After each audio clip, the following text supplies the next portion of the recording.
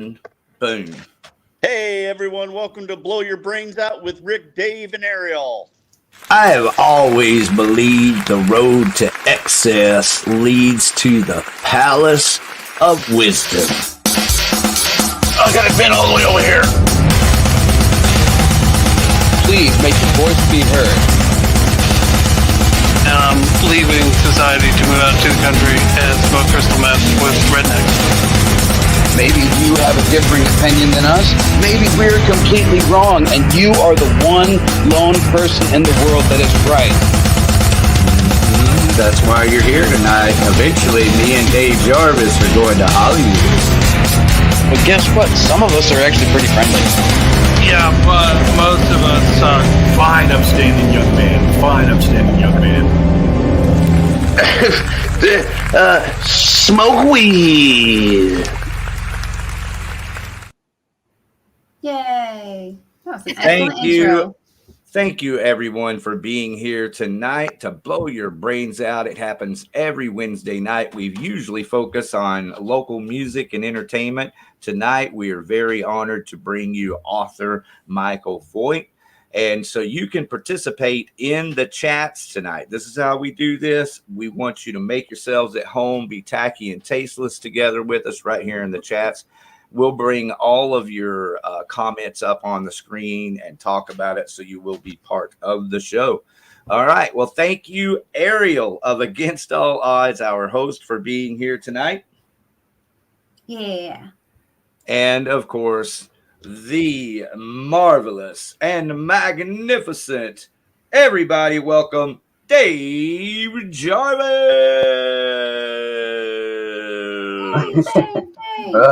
All right. Thank you.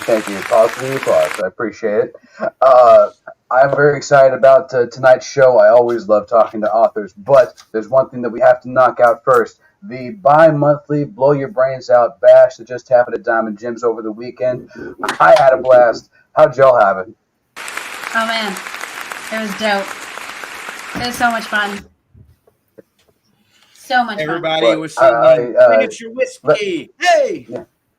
Right. Yes, absolutely. Against all odds, even without a bassist, knocked it out of the park. Y'all did a fantastic show. Thank you. Thank you very much. Yeah. Decent without a drummer. Yeah, we'd like to absolutely knocked it out of the park. Yeah, dude, we got to thank all the bands and all the sick members or missing members. So that was Rotten Cotton Candy, Against All Odds, Dark Avenue, Perceived, P-Town Skanks, and Descent. Everybody had at least one strike against them that night, and still we pulled it together for a flawless victory. Absolutely. Show must go on. Got me some new merch. Who were the surprise bands of the night? Who were you surprised by the most? Well, for me, dude, Dark Avenue was absolutely amazing. Like, they seemed like an arena rock band. Aren't they wonderful? I told you I would love them. The presentation, the songs, the way they looked, the way they dressed, it was, the way they presented themselves on stage, it was very, very upscale. Nice. How about that? Yeah, I thought so too. Dark Avenue was really good. And, as good. I listened to their music, so I was prepared for it. And they were as good as I thought they would be. Okay, I wasn't surprised that all the P-Town Skanks were absolutely amazing, because P-Town is always amazing. Yeah. And congratulations on their new single, Obsession. Yeah, that song is great, man. I've listened to it 100 times again this week. Yeah, man. And, mad props to Metal Mike and Descent. They went ahead with a thrashing scene with no drummer, which was really, really amazing to see. So what he means is they did have drums, but the drums were pre-recorded. They weren't. It was not a drum machine. It was the actual drum tracks from the record. That's cool. At least they made it work. Well, I saw a couple of videos from Bruce Gibson from the Metal Fest appearance the night before at the Haltom, and I'm glad I did because, dude, they are so good. I like Descent. I like Metal Mike. I like Dylan. Glad to get to know you guys and, enjoy your music even more. And thank you for the t-shirts. I got 2 of them. This one says Free Pornhub. It's to antagonize Texas. But it's actually a Lone Star Outlaws t-shirt. That's dope.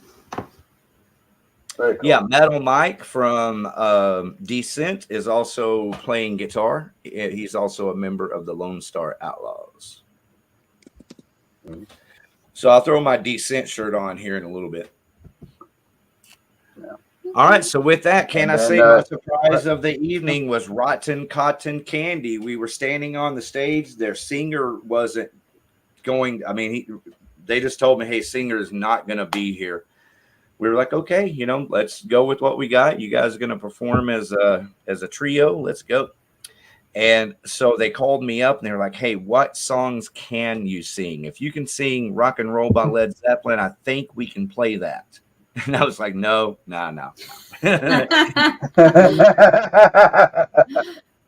But, you know, anyway, so right about that time, the singer showed up. So we're on the stage kind of going, what are we going to do? And the singer showed up. So that was a real surprise. But not only that, they were just a lot better than what I thought. If you get a chance to see Rotten Cotton Candy, don't write them off. They're actually entertaining, good fucking music. Yeah, dude, they rode that fine line between punk and metal, and I love that. And metal. Like punk and metal. It's pretty cool. Yeah.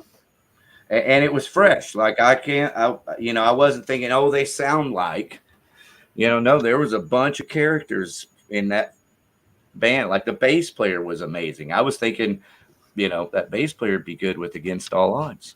He did reach out to me, but I don't. No. He hit me up that show day, but he never messaged me after that, so we'll see. Yeah. Do y'all practice in Probably Forney? hungover. Yeah, we practice in Forney. Brett, our drummer, lives all the way out in Quinlan. Ben and I both live in Forney. We're like 10 minutes apart from each other, so it's just a little bit easier to be a meeting ground because some people live in Dallas, or a bass player that we're auditioning right now, he lives out in Denton. So there's really not an ideal halfway point for people who live in Denton and Quinlan and Forney unless we find a place to practice at. But money's so tight for everybody, it helps that we have an inside studio and a garage. So all right, so Brett is in the chats. That is your drummer of Against All Odds, and he says there seemed like there was a lot of Satan worshiping going on there. Always some deviltry at some point, right? And so his surprise was the band with the drummer singer, and Ariel tells him, proceed. That's right. Proceed was fucking every band was great. I'm honored to have had all those bands. And then also honored to have last week been able to debut 3 songs from 3 of Dallas's, wait, where are P-Town Skanks from? Does it matter? I think they're from Dallas. I think they are from Dallas, the GFW area. Well, it was great to play all 3 of y'all's songs last week, Ariel. I loved it. I love that there's a bunch of local bands releasing new music because we are dying for new stuff. Yeah. There's a bunch of wonderful gems just dropping out of the sky. Speaking of which, there's a new gem on the way by our guests here tonight, and we are here to talk about that. Welcome to the stage, my friends. Thank you. Thank you very much. Ariel, introduce the people. Okay, so Now. first it's okay, so in front of us right now we have Michael Voit. Did I say your last name? Okay. Yep. Mom's been telling me so I wouldn't mess it up.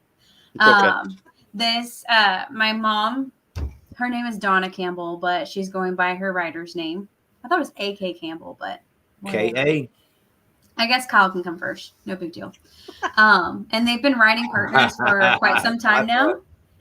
They write on a site called Bloodletting, which you can check out a lot of interesting things there. Lots of music and stuff that is on there because they are big music lovers. But they have wrote this wonderful graphic novel that they released a few months ago. finally, because I've been encouraging my mom forever to write literally anything, because this woman is very imaginative. Way to go, Mom. But here it is, the Lunar Eclipse Prophecy. It's basically Mike's concept, and we went from there. He's a talented person. I mean, super talented. And he's part owner of a website, and he keeps us in line, and he's, what can I say? Well, keep going. How long have y'all known each other? I would say on writing wise, since 2008, when I drop in on the site. That long? Wow. Yeah, that long. Okay. Well, You try to wow. keep me in line. Doesn't work. How many projects have y'all worked on together before this one? So it's got to tell you a little bit about the site, so it's a bit more of an understanding. So, Okay. Coming up on our 18th year on the site, bloodletting.org, and it started out as just a text-based RPG to allow people to tell stories about their characters, but mainly kill each other in the game. Nice. And we quickly learned that the button smashing, the killing, was secondary to the writing. That the players were spending most of their time in the forums crafting stories about their characters. And so we became known as a writing website more than a gaming website. Yep, that's our main landing page. Ta-da. And so we began as owners of the game focusing on the writing aspect as well. You can still go in there and kill each other, and it happens a lot. You can steal from each other, all kinds of stuff. That's the stuff I prefer in the game. But in our history, we've had 4 published writers, including your mom now. Awesome. 2 novelists, 2 graphic novels. I'm working on the concepts for part 2 of the graphic novel that I wrote with your mom. And I'm also working on, my niece has a degree in literature, and she's a very talented writer. And her and I are working on a graphic novel on one of her stories. So we've grown from a website that caters to writers, Gamers and writers, gamers and writers, and we've grown into. Sorry, my cat is attacking me right now. That's all right. We all will have a kitty cat moment this evening. Well, not like this. This one has put me in the hospital before. Jesus. You got a liger over there? No, he's so. Quick story about him. I was given him to me by this Palestinian girl I know whose boyfriend told her absolutely no more cats. So I've had him since he was a kitten, but he doesn't like people. And one day him and I were playing and he bit me. And I didn't think anything of it. I washed my hand off, didn't think anything about it. And then a couple hours later, I was in the hospital for 5 days. So I got cat scratch fever from him. Damn. Yep. Yep. That's a real thing, guys. There's an actual Yeah. bacteria. Yeah. So he cuddles with me when I go to sleep. He'll lay next to me the entire night. But as soon as we both wake up, it's like we're a Looney Tunes cartoon and we're at each other's throats. And right now he's kind of waking up. He's kind of curious. He hears voices. He thinks he's got victims in the house, but Can't find any. yeah. Has he ever become a character in one of your stories? Not yet. He's one of the 4 horsemen if I ever write a story about him. Oh, you can have my cat too. Yeah, here comes Death on his pale horse. But But getting back, we started out as an RPG where people could tell stories about their characters, engage in wars, and kill each other. It's a vampire theme, hence the name Bloodletting. I know she told me you guys are huge music fans. Quick story about the name. I was trying to figure out a name for the website, and I looked over at my bookshelf where all my CDs were, and looking straight at me was my Concrete Blonde Bloodletting album. So I said, "Oh, there's our name. Oh, there's a cat. I'd There you grab go. mine, but I don't want to get all clawed up on camera." He's walking around the table. He'll join me on my lap in a minute. Come on, bud. Anyways, Mine's the craziest thing. This kitty cat is absolutely feral, but look at her. She loves belly rubs. She's just so sweet. Yeah, mine was feral when I got him, but I've had him since he was about 6 weeks. I thought he would have calmed down and stopped attacking everything, but I think he just loves the hunt. All Gotta right. get him a toy. Yeah, he's got a ton of toys, Well, you're his main toy then. pretty much. Fingers, mine. hands, arms, legs. Yeah, he's walking into the scene. There he is. All right, come here, buddy. Everybody's Oh. in Meow. anticipate. Oh, Oh, look at he's there. a flame point. I was Oh just my gonna say, goodness. Phoenix. Yes. Guys, I know I told you this story about we had a cat at my parents' house, and it would corner me and my little brother, and we would be screaming like little girls, batting it away with the pillow, and it would just attack. Look at him. Attack. Yeah, he's already that's starting. That's a flame point right there. He must have Siamese in him. Yeah, that's that what way. flame points are. Yeah, his name's Ghost. Ghost? Ghost. Yeah. Oh, Ghost. yeah. Yeah, now, He's ghost white. when I got him, he was pure white. He's got some yellow streaks in him now, but he's still mostly white. I thought you were gonna tell us that you got him from Satan, like Satan dropped him off on your doorstep. I seriously thought that's where the story was going when you said he was crazy and put you in the hospital. No. The girl gave him to me. Nice girl. Yeah, became good friends with her and her boyfriend. But she had no idea he was going to turn out that way. All she saw was this kitten that was hungry and had an eye infection, so she went and took care of him. Took him to the vet, got his eye cleaned up, and then appealed to her friends like, "Hey, he won't let me have another cat. Can someone help me?" So I said, "Oh, bring him over. Let me see him." She brought him over, and we had fun right from the beginning. But he couldn't really hurt me back then. His claws weren't that sharp. He wasn't a murder cat yet. Now he's really into bloodletting. Oh God, yeah, yeah. Any kind of movement, he stalked. Yeah, he saw my hand moving. He's running over to attack my hand. I got to move it. He loves the thrill of the hunt. He hides in boxes and thinks that we can't see him. Yeah. Which is funny. Or he'll hide behind something that is low to the ground. Oh. And still think that we cannot see him. Get out of there, dude. So, all right. Anyways, you guys got any questions or anything, or did I kind of? Well, yeah, I want to get back to the website. Exactly. Yeah. There you go. Okay, so the website was designed. You got the name from looking over at your CDs over there. Yep. Designed as a killing site. Yep. When did you first start the webpage? So, like I said, we're going to hit our 18th year this October of the site being up. The concept of it began 2 to 3 years prior to that. I played a game online called Mafia.org, which was kind of similar, but it was, it was a mafia theme and all that. And that was a what they call a permadeath site. If you got attacked and it was successful, you were dead, and you started over as a new character.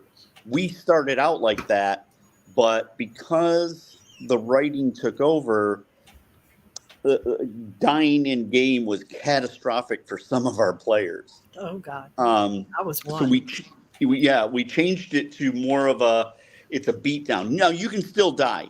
A person could put a bounty on you, and that's permadeath. You die. We had a guy die a couple days ago in game. He pissed somebody off, and so they took him out. You can die if you go to war.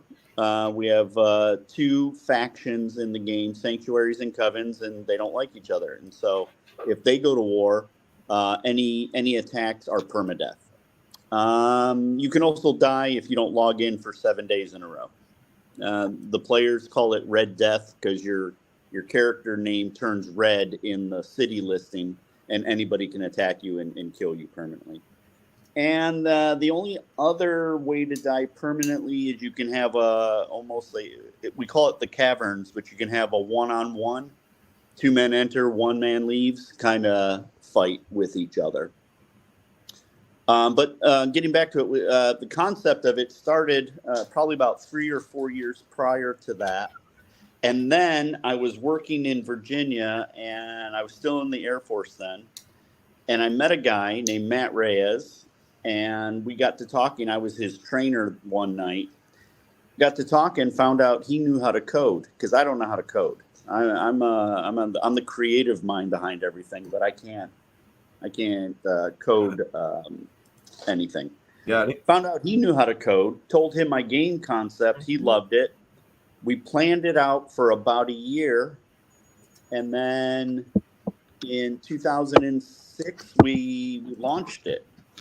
And the site that we launched looks nothing like what you guys threw up there. It's very basic. Had some friends come in, test it, found some stuff that was broken, fixed it. And then we added a guy named Rob Knight, who uses the admin name Demon Knight. He's originally from London, England. Him and I used to do local community theater together. And Cool. So he started out as one of our first players when I sent out an email to all my friends. And we quickly learned that Rob's a coding genius. He's a software developer for a big company. That's cool. And so what we were doing was very simple for him. And when we decided to launch the company, our company name is Arctic Moon Studios. And that's what produces the web game, the graphic novels, the coloring books. We did produce a movie a few years ago. Nice. So Rob joined us when we launched, and it's been the 3 of us ever since 2006. Oh, that's beautiful. Yeah. How many users do y'all currently have, or how many gamers? Or players? Currently, you know what? Let me just log into the game real quick, and I'll tell you exactly. Real time? Real Yep. time, baby. How about that? Yeah. So I'd like to know eventually a little more detail about how the game works. okay. So we got a little over 500 current members. Cool. I think at our heyday, like the most we've been at was probably about 700-800 on average, and that number changes every day. Yeah. Now we did have a little bit of a dry spell about a year and a half ago. It seemed like it was just dying out, and I got this girl named Karen. In game, she's known as Cassie. That's her admin name. Karen was my yoga instructor, and I was looking for someone that could help me with marketing of the game. And she actually gave me her resume because she was looking to work on the base as a yoga instructor. And we were looking at her resume, and it was filled with tons of marketing and graphic design experience. So I pitched to her working for me, and in a year, and this is my plug for her because she's phenomenal. In 1 year, she has increased the online presence of people in game by a magnitude of about 6 and tripled my ad income. Wow. And she basically brought the game Nice. back with a Sweet. vengeance. So if anybody's looking for somebody to market them, this girl is gold. Excellent. I'm Um, gonna You got shift back to a social media shout out for her, so I can go ahead and link it or share it in the. So she uses basically my social media, but I'm trying to think if she has her own. I know she has her own Instagram, but I think it's Yoga with Ken. Okay. Well, we can keep this simple. How about we just go to contact us on the Bloodletting webpage, and you'll get it to her.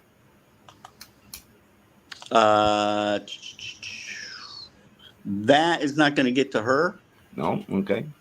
but Just throwing it out there. Nice try, though. Yeah. yeah.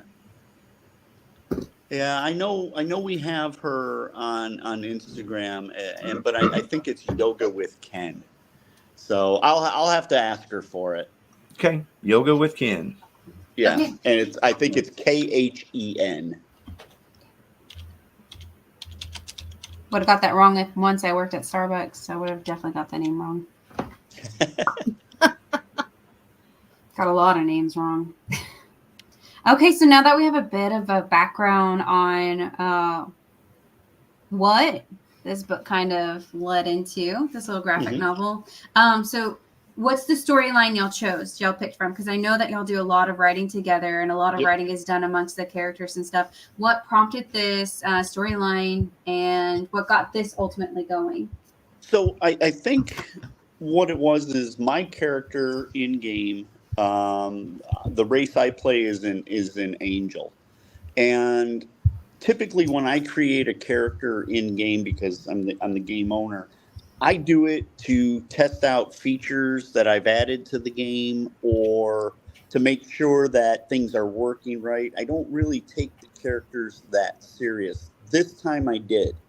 And I started writing my own stories in the forums and participating like a regular player. Kept it quiet for the most part, because as soon as people find out that my character is one of the game owners, people try to get too friendly with you. They think you're going to do them favors. Like, no, I'm going to kill you, you son of a bitch. I created the game. Yeah. So, that's another myth. A lot of people think that because I'm the game owner that my characters are invincible, but my characters have died more than anybody. Yeah. I can vouch that. Yeah, I mouth off to people as my characters. I usually create juvenile sounding names like Father Pat McGroin or something like that. Yeah. So I started writing with this character and creating a whole backstory about this fallen angel, blah, blah, blah. And then your mom plays a werewolf race character. And so we were talking and said, hey, let's write something together. And she said, do you have something in mind? I said, well, let me think about it. And so I came up with this idea of this prophecy that is going to wipe out the entire Lycan race. And this angel that's in a celestial library uncovers it while he's reading all these ancient kind of tomes. Mm-hmm. And their two races, even though they're on the same side, the sanctuary side, don't really intermingle. It's like, yeah, we're against the vampires and demons and all that, but we don't really talk to each other. You guys are really hairy and you smell like wet carpet. Don't like you. Yeah. And so we had to craft this story that would have this angel work with this female werewolf. And it comes out that they discover, and I don't know if it gets into it in the first volume, but it basically discovers the wiping out the lichen race is just the first phase of it. It's destined to wipe out everything. And so they have to race against time to prevent this prophecy from occurring. Ooh, I read the whole That's first cool. book, so I'm I dig trying that. to pretend I'm surprised. Okay, What Mama. kind of werewolves are you drawn towards? Are y'all more fans of like the underworld lichens, or more like the creations of Stan Winston and American Werewolf in So London? for me, I remember when I was a kid, and this is many years ago, when I was a kid, there used to be, I think on like Friday or Saturday nights, they would play the old scary movies. They called it Creature Feature. Mhm. And I remember watching one night Lon Chaney Jr. in The Wolfman and thought it was one of the coolest things ever. So I'm originally drawn to like the old time, what we know as the Wolfman or a werewolf. But I enjoyed Underworld. I thought the lichens in there were pretty freaking badass. You're pretty badass in that one. Yeah. We used to watch after school about 3:30. It's on Channel 8. That was ABC. They would play the old movies like Bela Lugosi, Lon Chaney Jr., to name a few. And when it came to the vampires, I sat there glued to the TV. So had some weird dreams from that too. So, but what can we say? Bloodsuckers. But my werewolf, she's kind of like a cross between various movies and genres, and she's just kind of quiet. She likes to pick on people, beat up on them within the game, and she's something interesting. She decided to pick on. Next thing you know, you're dead. Yep. Oh, I've already died about 3 times under my first. No, not you, them. I hear you're the silent deadly type on this game. My first character was. Who Her was your name was first Phoebe. character? Yeah. Oh, that's right, Phoebe. Yeah. Like a good Phoebe date was my card. first character. She was known as the Java loving lichen. She I loved. remember that character because I do remember reading some of the storylines he would show me. Almost every one of them involved coffee. Yes. Yes. I remember that. I told everybody, do not touch my coffee. If you touch my coffee, that's it. Oh, this lady. And I think I did. There really aren't enough coffee-based horror movies out there. Well, the thing is that I won a Summer Bloody for the best bounty comment. I think it was something about you touch my coffee, you die, or something like that. I don't know, but it won. So nice. But I did die 3 times under her, and one of Mike's writing partners killed her one time. So which one? She was a crazy one. Crazy. Yeah, she was real. She was bloodthirsty. Who was it? Mackenzie? No, not Mackenzie. No. Mackenzie was cool. Who did I have as a writing partner? She went from you to one of Sprue's characters, and it's just I don't remember it. Well, I'm already liking the game more just based on y'all developing a relationship, by playing the game. So that's awesome. Yeah, I think that's really great. That it seems like there's a lot of interconnected friendships across countries. It sounds like. Well, we used to do what they call a bloodletting meet, and we would do that. We would try to do it yearly, and we would do it in different locations. We've done it in New York City, New Orleans a couple of times, Vegas. Trying to think of where else, a couple other places, and we would meet players at these different meets. I think it coincided with the New York City Comic Con, and we met quite a few players. In fact, one of the women that we met there, Olivia Perillo, was our very first published author with her book Into the Fairy Ring. And Vegas was, well, Vegas was Vegas. We'll leave it at that. Yeah. I still don't remember a lot of Vegas. I wonder and why. so over the years, we've met a good number of the players. Most, I'd say good 95% of it has been all positive. There were a couple of weirdos. Yeah. When you meet somebody for the first time, you don't expect to learn what their safe word is. Ooh. Yeah. That's the kind of message board I'm interested in. Oh my gosh. Not with this person, you're not. Yeah. No names. Yeah, some people you don't want to know that they have a safe word. And so, what was? Oh, we were talking about getting to know the players. And so, Wait. What was their safe word? I don't know, Glockenspiel, maybe. I don't know. Banana Ramble. Okay, I sorry. don't Thank you. Continue. We called her the S&M Walrus, but yeah.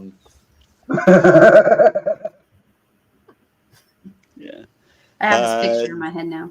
Donna, you might remember. It was God,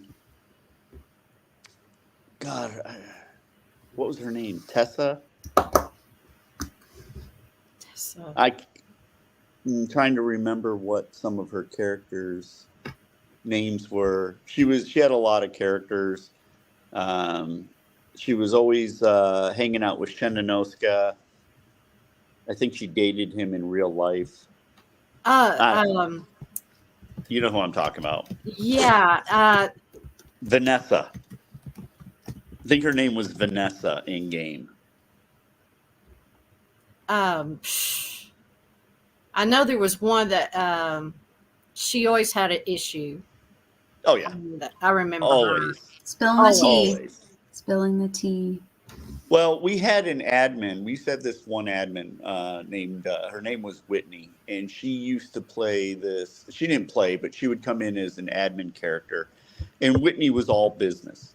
You know, she didn't play as a character. She didn't interact with the players, but if you were effing up, she took care of it immediately. There was no gray area with her, and so she was not a favorite of the players because I'm easy to sway. It's like, why are you doing this? Well, my dog died, and oh, your dog died. I'm so sorry. Okay, we won't kill you. Nah, Whitney didn't play that. Whitney would just, your dog died. Sucks to be you. Your character's dead now too. And Whitney was very, very beautiful, and she had one of her own photos on her admin profile, and I think she was wearing a bikini or something. And this girl threw a fit, thought it was highly inappropriate. So what I did to shut her up is I sent her a picture from Facebook of her wearing an S&M mask. She didn't complain about Whitney again after that. Blackmail. No, it's not. It's not even blackmail. It was out there for everyone to see. Like, you're going to complain about a beautiful woman wearing a bikini, and you're out there on Facebook wearing a competitive hot dog eating mask? Give me a break. It's like the pot calling the kettle black. X610 Chill in the chats. How long after dying did people start trashing each other's mamas? Oh, instantly. Oh, yeah. Instantly. Oh, my God. It's hard for me. I never played D&D as a kid growing up. So the whole world of role-playing was new to me when we started this. And frankly, I didn't understand it. I still have a problem when players talk to me. They talk to me as their characters, but they talk to me like their characters are real, and it confuses me sometimes because I think, why don't I remember this person? Because they're not talking to me as a person. So I remember I got this long email in game, and I got bored reading it, so I sent it to Rob, the British guy, and I said, "Hey, what are they asking for?" And it was this girl that we were just talking about with the S&M mask. And he said, "Oh, she's asking you to fill up the dungeons." And I said, "What the hell? Why did she write so much? Why didn't she just say, 'Can you fill the dungeons?'" It's an option we have. We can put people in the dungeons and they can practice breaking each other out. They get XP for it. It helps them rank. And he goes, "I don't know. Why did you create a fucking role-playing game?" She role-played it. And I went, "Oh, okay. I get it now." Using your In your imagination. face. What's that? Oh, you're using your imagination. Oh, yeah. So now I'm kind of used to that. I get it now. But getting back to the question about when do they start trashing the moms? Oh, it's instant. You want to see full-grown adults become 12-year-olds? Kill them in game. Yeah. They will lose. I have had so much shit said about me on social media because they died in the game that I created. Yeah. Well, tough titties. Yeah, it's actually kind of funny. Now the guy who just died, Oh, I know who it is. it was Ronan. Yeah. Aru. Yeah, and he died for a legitimate reason. So the players have decided that all death has to be in character. It can't be like if I knew your mom and I just didn't like her, I can't just kill her because I don't like her in real life. You have to have an in-character reason. If you're going to bounty someone, you have to put a reason in there for the admins to look at it to make sure that it's valid. And so the person who posted the bounty did that. They gave the reason. They also role-played it in one of the forums. Everything was done the way it's supposed to. And so when he died, he was rightfully pissed. And I would be too. I've had this character for a couple of years now, and that's a long time for me. But I've put a lot into this character, building up the attack and defense points, getting myself into the higher ranks, writing the stories that I have with people in game. And if I suddenly die, I'm going to be fucking pissed. And so I get it. I get why people lose their freaking minds over it, especially somebody who may have had a character for 12 years. We have a couple of things. What happens is if you die, that's it. You're dead. Unless you have a current donation package in game. And then what we've done is we've coded it that your character does die, but they're resurrected. However, at significant stat loss, and I can't remember how many ranks we drop. 4. Depends on what. Is it 4 ranks? Yeah. Now, if you're in the teens, because we only have 20 ranks, if you're in the teens, dropping 4 is significant. It probably took you a year and a half to 2 years to get those ranks. In the history of the game, I think only a dozen people have ever made it to rank 20. Oh, So damn. it's not easy, and that was done specifically. I did not want people to. All right, Cat, go. You're eating everything. I did not want people. I wanted rank 20 to mean something, that not just anybody could get it. And I may have gone overboard because almost nobody's gotten it. But it is a very. What's that? You did good on it. I mean, Did I? Okay. No, thank you. I'm not giving you anything free in game. Stop buttering them up, Mom. Say mean things. You can't kill your character if you say mean things outside of it. Oh yeah, logging in now. like if his character dies, then my character will go mad and be bounding everybody. As long as it doesn't stop the writing process. Nah. No. As long as it. So what came easier for this graphic novel? I'm going to switch gears. Okay. Was it the storyline that was easiest? Was it creating the graphics? So What did you feel was like a little bit easier to touch with? So the storyline I think was pretty easy for me. It was, and then just kind of playing off each other, because the way the game typically works is somebody starts the story. Now you may talk ahead of time and go, let's do a story about this, blah blah blah. But typically somebody starts it. They write a couple of paragraphs, and then whoever they're writing with, and it could be somebody. It might not even be planned out. I might just start a story and somebody might go, oh, I like that, I'm going to join in. And so they write a response to that. And that's how the story builds. With the case of this one, your mom and I already knew this is the story we're going to do. She said, do you want to start? I said, yeah, okay, I got an idea and I'll start it. So I started it. She comes in, she reads it, digests it, and goes, okay, this is how I'm going to respond. And so then she adds to it, and it's kind of give and take. Mm-hmm. I think with this one, there was only one time we had to do a major edit, and I can't remember the circumstances behind it, but I messaged your mom and I said, hey, this is actually where I was going with this. By you writing that, it takes it in a 180 totally different direction. And she, oh, okay, let me edit real quick. And then that's what happened. But I think that only happened once, if I recall. So the story itself was pretty good. The graphics, I'll get to that in a minute. The graphics were not as hard as I thought they were going to be. The hardest part is storyboarding it, taking that written work and kind of going, all right, how am I going to put this into a graphic novel format? And I had only done one graphic novel prior to that, so it's not like I had a huge resume to fall back on for this.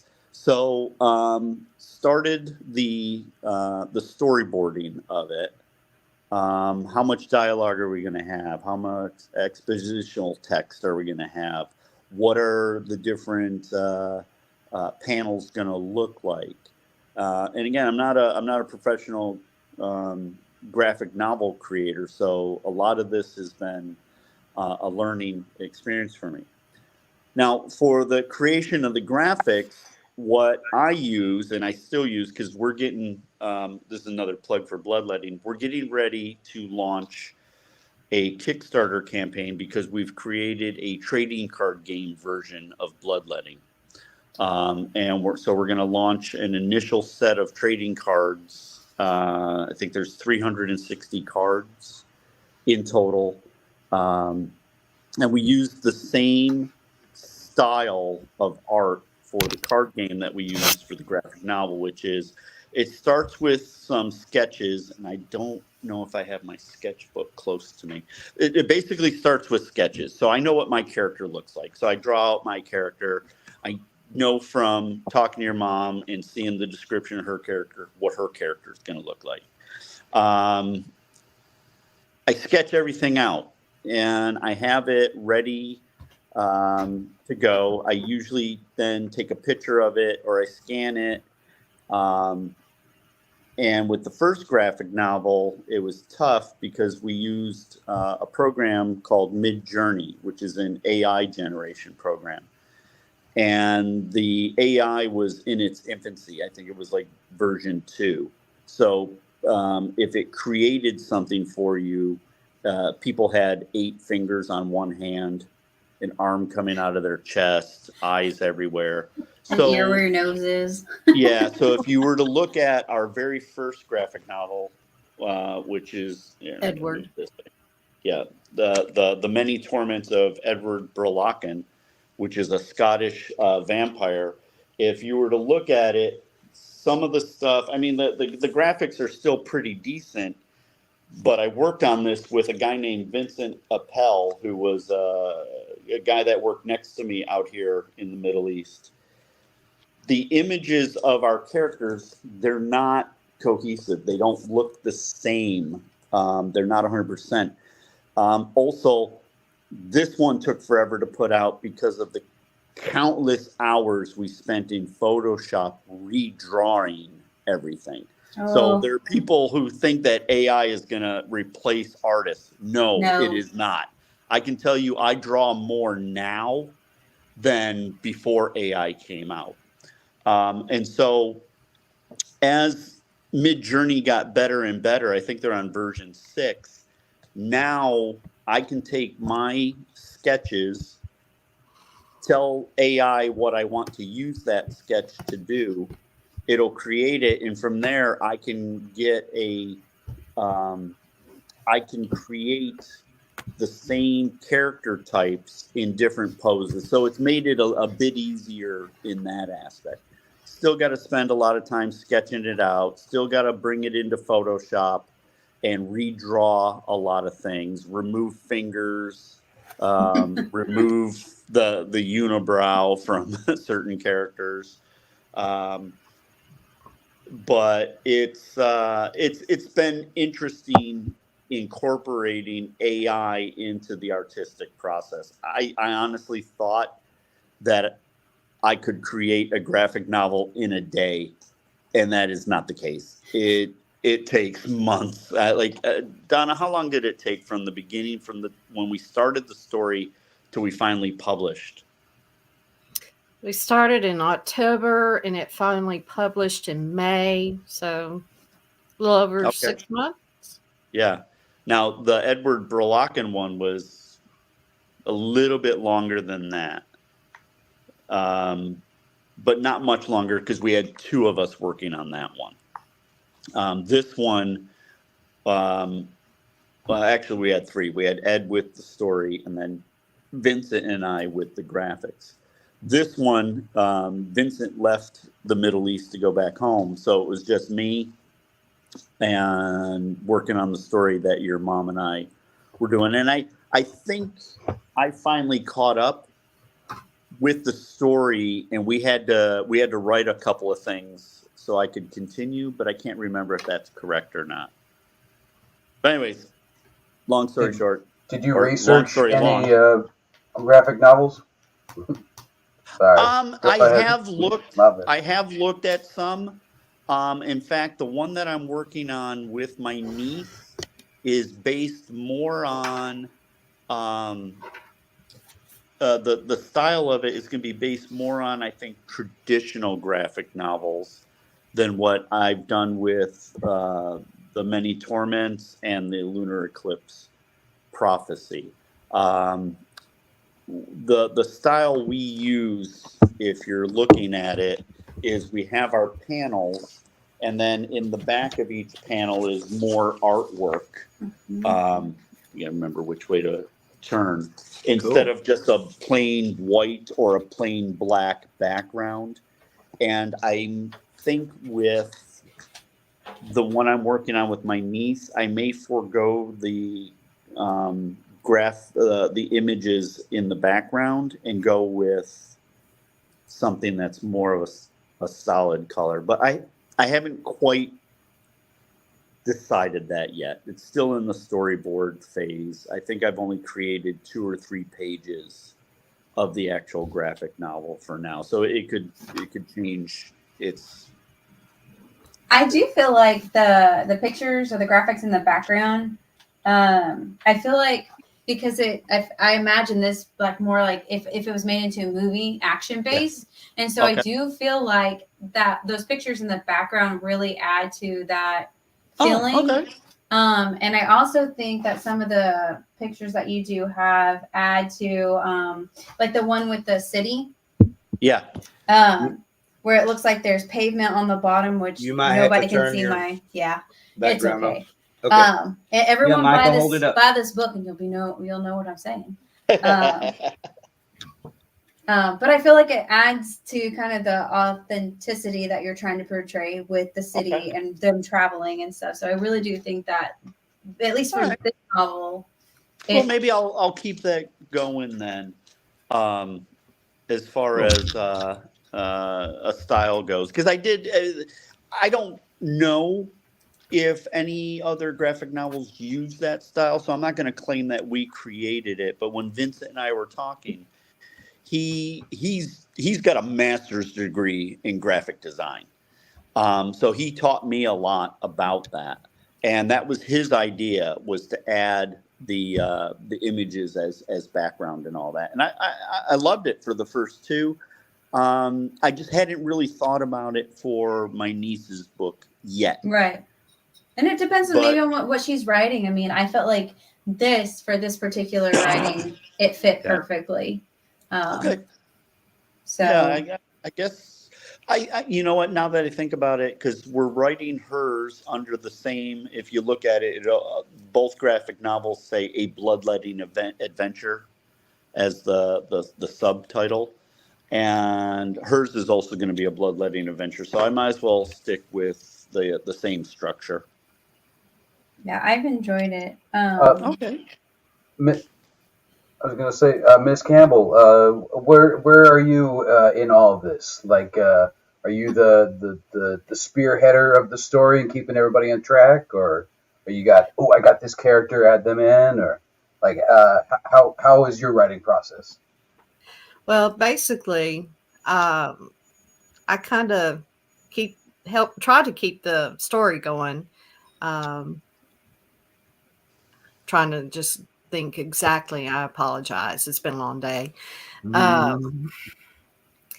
Between rereading what Mike writes and then I write, it kind of helps motivate me to keep things try to keep it interesting and moving. And Mike helps me out when he shows me graphics, which kind of say, "Ooh, let's go for it. Let's go for the next." And music is always in the background when I try to write. So I know I'm not that interesting. Are you do you focus more on like the story itself, or on like particular characters and their backstory? Yes, I concentrate a little bit more on the background of the characters, and try to give them a little more. What's the word I'm trying to say here? Depth. Yes, thank you. You're welcome. More depth. Love you. So, for example, besides the one that we're writing together, we wrote one together called "The Beautiful People," and I took that off of Marilyn Manson's song. Nice. And it was our adventure in Paris. So, and then on both of our bios for our characters, he has a picture that Stephen had painted while they were in Paris of them. So it was kind of like something interesting. But basically, I just like to write and create characters. Do you ever write with future of these characters in mind so that you know not to end something so soon, or just to build off of things and keep it kind of a mystery? You can tell she knows me better than I do. So basically, I just keep throwing little curveballs in and make things a little more interesting. And sometimes I can be set in certain ways. Like my first character, she was always a coffee drinking person. And that's... Oh, somebody's alarm's going off. Yeah. So I was when I read this, I noticed that there's some like Egyptian stuff involved. Is that correct? Yes. I'm always. So how did that come into play? I was basically interested in Egypt. I've always had when I was growing up. I don't know if anybody remembered the TV show Isis. Oh God, yeah. Well, watched it every Saturday morning. Isis means a little something different to me out here, but yeah. And then the mummy movies and always was fascinating with the Egyptology and things like that. And I thought that would be an interesting twist.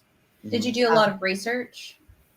Or was it based off of general knowledge that you've learned over the years?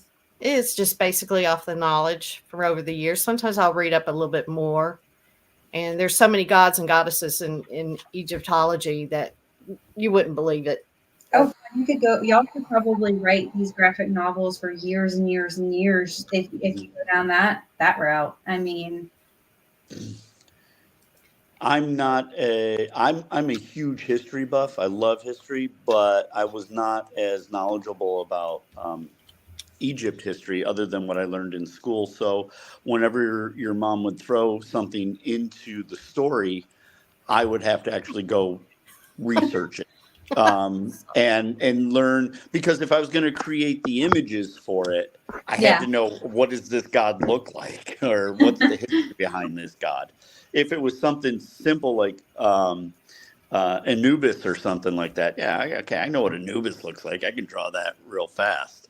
But this this demon entity that she came up with, I was like, oh my god, who the heck is that? I gotta learn. I just created him out of the air, like the 13th son of Lucifer, who just went for it. So sounds right. I was gonna say I just watched a movie called, I think, The Deliverance, and they were talking about the 13th son of Lucifer. Which weirded me out just now, because I was like, is that a thing? That doesn't sound like a thing. Well, I mean, it sounds right if it were going to be a thing. I mean, if you're going to create something, it'd be the 13th son of Lucifer. Stephen King says that whenever he creates a character, he just creates the character themselves, and then whatever they do afterwards is out of his control. Okay. I agree. He's a great writer. And so, I mean, I put a little twist here and there. There's a little bit of imagination, or a lot of imagination, but I'm thinking of different ways of making it more fun. Maybe a little bloody and gory. I love the warring factions of Lycans. That's cool. That's interesting. That's good character development right there. Oh yeah, that's really fun when your sanctuary or coven, when they go to war, it's like nobody else can mess with your character except for the other side, who you're fighting against. Yeah. And it's very interesting how people cry after they lose their character from a war. Yeah. Well, the way the game started is we only had 2 races. It was the way I originally envisioned it was you would join the game and you would sign up as either a slayer or a vampire, and that was it. And then I want to say maybe a year into the game being up, we added witches and werewolves. And we put the werewolves on the side with the slayers and the witches with the vampires. And then we added angels and demons. And then last year, we added fae and gargoyles, but we made them neutral. They can join either a faction or a coven or a sanctuary. Wild card. Yeah, so we wanted to give the characters a bit of an option, where they might not know exactly what faction they want to join, but they know they want to join something. Because honestly, being left on your own, you're a target for people. But the characters have been, I think every race gets a lot of love. Oh, the reason that we added characters or races is I should have known this. When we just had vampires and slayers, it was about a 20-to-1 ratio. So the slayers were getting the shit kicked out of them day after day. Everybody wanted to be a vampire. So we had to do something to balance it out. Sparkling vampires. Yeah. Edward was one of my favorites. No, Edward, the one that had the first graphic novel, his character was very interesting. He was, I mean, sometimes he can bring you to a different level of thinking. and his character would always vanish in mist. I mean, there's others that would try to copy him, but they weren't him. He was really good. Really good. So, Yeah. But I play vampire. Madeline, she's pretty cool. That's you? Yeah, I do Madeline too. Okay. I So- never know what And, characters people are playing. How do the youngins deal with war? Are they handling it as best they can, or are youngins not even really a part of the story? No. So here's the way it goes. We used to be, the site used to be for 13 and over. We changed that. We made it 18 and over because I don't always have, even though as an admin, I have access to everything if I want it. There are some people that were bullying younger characters, go figure. And I didn't want to have to deal with that. So it was just easier to make it 18 and over. And so that's what we did. But I can tell you this, the snowflakes with the lowest melting temperature were the adults in the room. That's a great way to describe that. I'm going to use that. Yeah, there is nobody more childish than a 40-year-old who just had their precious witch burned at the stake in game. It's funny that they got to wait till they're a legal adult before they can die in a video game. Burned at the stake. Yeah. Now that there's, I said this before. I understand the anguish of dying in game, especially if you put so much into that character, so many years developing them. It sucks. But that's the heart of the game. At the heart of the game, what I created was a place to tell stories and kill that SOB that you don't like. It happens. It sucks. Mm-hmm. Yes, it does. After you're done disparaging, is there a hierarchy? You move on. How do you mean? Like, is there the highest level and everybody below them has to bow down, and then So yes, there are interim dynamics. coordinators and supervisors? Yep, there are dynamics in games. So in each game or in each faction, you can create basically as a headquarters for vampires, witches, and demons. It's covens, and for slayers, angels, and werewolves, it's sanctuaries. And I think we have maybe a dozen cities in game. I was going to mention that. Plus Cancun. Everybody likes to go to Cancun. Yeah, the Cancun is where you can go to not die. It's the vacation city. It was meant for, so if you don't log in for 7 days, your character turns red and you can be killed. It was for those people that were going to be on vacation or extended hospital stay or something. They could place a character in Cancun and it would be safe from red death. They can't do anything while they're in there. A lot of players use it as a means of hiding. Yeah. I'm gonna talk mad shit about you and your mama, and then I'm gonna go into Cancun where you can't kill me. Well, that got fixed. Yeah. So, anyways, there is a hierarchy as far as the crews go. Covens and sanctuary leaders hold a lot of power. They're usually been in the game for quite a while, so they have enough stats to pack a punch when they attack. But not always.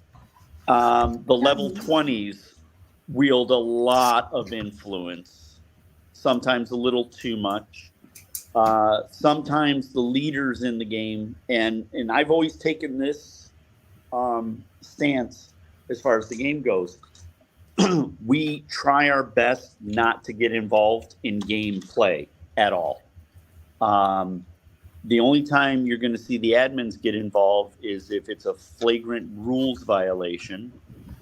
It's an unforeseen thing. Like we had a guy exploit a vulnerability in PHP code, and he was able to use that vulnerability to go in all the headquarters and kill everybody in game. Luckily for us, our coding genius, Rob, had backed everything up an hour prior to him doing that. We didn't really lose anything. But does anyone ever wield their power unjustly? Like, are there any Harvey Weinsteins in the group? Yep. We did have one, and that The person preacher? is gone. What's that? The preacher? The preacher. Yeah, the character preacher. Oh no, I don't know. The I don't know preachers, about they always lure you into their van with their promises They don't. of candy. A lot of times, the players don't bring problems to me. I do have a team of admins that handle a lot of stuff for me, but one of the things that bothers me is I'll get a message from somebody telling me they're leaving the game. And I'm like, why? And so they'll tell me about years of abuse. I'm like, why am I just hearing about this? Oh, because you're the creator. You're supposed to see all. Exactly. Well, that's part of it. Well, I told so-and-so, you got to come to me. I can't solve a problem if I don't know what the problem is. But there have been some players that have done some things that are they're not in the game anymore. Shady? Because of it. There have been a couple that have cheated. They've exploited things. There was one person who found out that he could use the mail system to, we have it's a non-character entity called the Realm Ghost. And the Realm Ghost is what happens when a player dies or disappears from the database. He discovered that he could spam the mailbox of the Realm Ghost and rank extremely fast. It was an exploit. Yep, it was an exploit. And it says in the terms of service, which no one reads, that exploits are a reason to lose your account. And so he lost his account. Mainly because he reached rank 20 in 2 days, which is impossible. Damn. Yeah, it's impossible. The way I design the game is it's experience-based as well as time-based. So let's say he had 20,000 XP, which would give him rank 20. He wouldn't have had the time required. So he wasn't banned, but his player was killed. Now, we do have a girl that has been with us for, about 15 years. She was just banned for life. She's got all kinds of issues, and she went crazy on a bunch of people in game, and then for some reason she went after me. And I have no idea, but I said, you know what? I don't play these childish games. I'm not going to get into name calling. You're done. Banned her for life.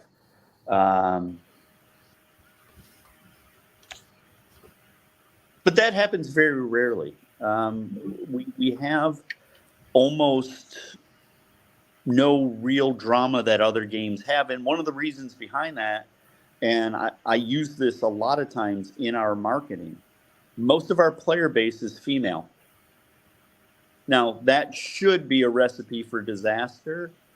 And I think if we were a cooking website, that definitely would be. But because we're a gaming website, women don't act the same way that men do. They're not victory teabagging each other. Now they'll be catty they'll be catty and have drama, but because most of our player base is female, you're not seeing the forums get spammed with profanity and racist comments like you would in a game that's dominated by 15-year-old boys. And I always, in the beginning, I kind of wondered why did so many women play the game as opposed to men? And it's the romance of vampires.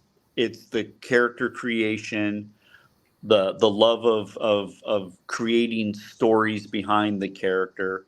And don't get me wrong, they'll kill you just as fast as anybody else, but they embody the entire game play, where men, we want to kill something. Give me a button to click. Is that person gone? Okay, where's my next target? That's what we love about gaming, is being able to do that. So, And see, you bring up an interesting point, and I'm glad that we have ladies on the panel. Ladies, what is so attractive about vampires? what's that? I've The never way played they vampires, bite so your I don't really know how to neck. speak to that. Vampires, they're kind of interesting, but not really. I mean, Serious. Oh, no. they're dark. If you want to be in a dark mood, that'd be way to go. So, I can't speak on this because I've never really met a vampire. So neither have I. I mean, I played one, but As far as you know. Bum, bum, bum. Secrets. Is it because a vampire is not really a monster? A vampire is actually a human, but a vampire. yeah. Well, they're a person too. I mean, looking at it, like my character Madeline, she's a female. She's a ballerina. She got turned when she was real young, and she's got feelings. She don't care about many people, so I have a lot of information on her that I've been trying to add to her bio page. I mean, she was in the Paris ballet for most of her life, and when she get to a certain age, she would disappear and change her name, and sometimes she'll change her looks a little bit and come back to do the same thing all over again. They're just an interesting character. They can be strong, they can be weak, and that's when you're writing and you're leveling. You start off as an innocent, as a vampire, and you don't try to overplay your strength. And that's where some people get in trouble, is they try to play a godlike character. So, and it's just like What I find fascinating about vampires is that they're basically kind of a scathing report on basically foreigners, especially with Bram Stoker. Basically, vampires are kind of femmy, out of state, out of towners that nobody knows about, that everybody's scared of, that sneaks into your room at night and sucks the life out of you, and in doing so becomes one of you. Where can I meet one of these? They're over in Romania. Well, I mean, if you look at the Vampire Masquerade, you have the various levels of vampires, like the Tremors. They're kind of like a faction. I'm just trying to remember exactly. My character's a Toreador, which they are beauty, grace, music, dance, arts. That's their forte, their specialty. They're illusionists. Tremors are more like power, money, wealth type levels. So, yeah, I could see how people would be drawn to them because of their the ways that they do things, The their mystique. culture. So, Yeah. Kim said sex, and Arky said, yeah, they're dark. Best explanation you can give. Oh, How about that sneaking into your bedroom in the middle of the night and becoming you, or becoming one of them? or bite you in the inner thigh for the blood. So earlier I heard you drop that How there much does could that cost? be another one coming out of the series. Another graphic. Is Yeah, that yeah. true? Because if you look at what your mom and I have written so far, I only scratched the surface of it. Yep. Yeah, they're the story, which we have to add to it soon because we haven't written. I already anything did. new. I could write another three posts for you. Mama, you just need to write a whole novel. Let's go. Well, that's what we're working on.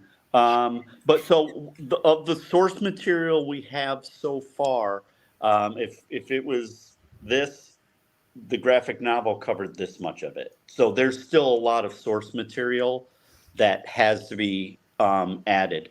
And so this is volume 1. I don't know if it says. I don't think it says volume 1. I've actually begun the layout, and this guy features prominently, I think, in the layout of the new Yes. graphic novel. Have I shown you any of that yet, Donna? No. Not yet. But All right, I did add some to it, kind of twist. okay. So. All right, I'll take a look at it. We've been working really hard on our trading card game. That is been the primary project that we've been working on, and so I've got to learn to make time to look at the graphic novel story again and figure out where we stand with it. Looking to see if I thought I had a couple of templates for the new one around here, but I guess I don't. It might be on my other computer. But I have started the layout for volume 2. So it is in the works. Oh, changing the subject Let me just ask. slightly. Go ahead. Go ahead. Oh, I was just gonna let you guys know that Mike and the crew, they're very kind of every so often they will let us add a video music to our bios. So everybody's got a long range of taste of music. So which is pretty keen. People get a chance to express themselves one way or another. Yeah, the profile page, I don't want to say it's like Facebook because it's not like social media, but we allow for the uploading of graphics, so people get really creative with their character bios and images that they add in there. We do allow the uploading of a video. If you're a contributor, like if you have a current donation package for the game, I think you can change your video whenever you want. But as an admin, I also have the ability to grant, like I think for the next 24 hours, anybody can upload a video from YouTube or wherever. And I'll go through when I'm looking at different profiles because part of it is, all right, who's putting dick pics on the site? Make sure that we've had that here once or twice. Yeah, I don't know if we've had it. Again, with the majority of our players being female, we don't fall into that trap as much. Yeah. But if I see something that catches my eye as far as the video they have in there, I'll listen to it. And I've picked up on some cool bands that I hadn't heard before. I'll also listen to it if I'm going through. I'm like, oh, I like that band. I guess I'm going to be listening to this for the next 4.5 minutes. But I've done some interviews with some musicians in the past. I actually did an interview on the site with Johnette Napolitano, who was the lead singer and songwriter for Concrete Blonde, where we got our names for the game and all that. And that was a fun interview to do. She agreed to the interview immediately.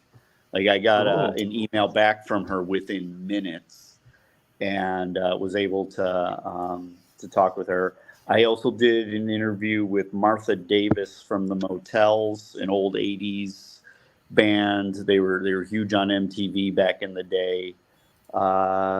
If you've ever seen Bill and Ted's Excellent Adventure, she is one of the most important people alive, or almost whatever their title was. She was one of the three. Okay. Trying to think. There's been some other musicians. I've done a couple of album reviews. I reviewed the brand new Psychedelic Furs album because they're my favorite band, and it was their first album in like 19 years or something like that. So I did a review of that. I did a review of the brand new Journey album that came out last year or the year before. I can't remember. Most of our interviews, though, are with indie writers. We really push the writing aspect of the game. So we'll reach out to indie writers and we'll help them out as best as we can. I admit some of the books are crap. They just are. And it's not because they're a bad writer. It's a lot of them self-publish and they don't use an editor. And so it's very obvious that no editing has taken place and all that. And so if anybody is looking to be an author, there's nothing wrong with self-publishing. Get your work out there, let the world see your creativity, but spend the money on an editor. You will thank yourself 100 times if you do, rather than just put something raw. Because we know what our words are supposed to say, so when we read them back to ourselves, we're reading what we think it's supposed to say. Get somebody else to look at what it is. It'll get rid of some of the redundancies, some of the plot holes. But we do push as hard as we can indie authors, and I'll buy books based on people I follow on Twitter. I refuse to say X. And I'll buy tons and tons of books by indie authors.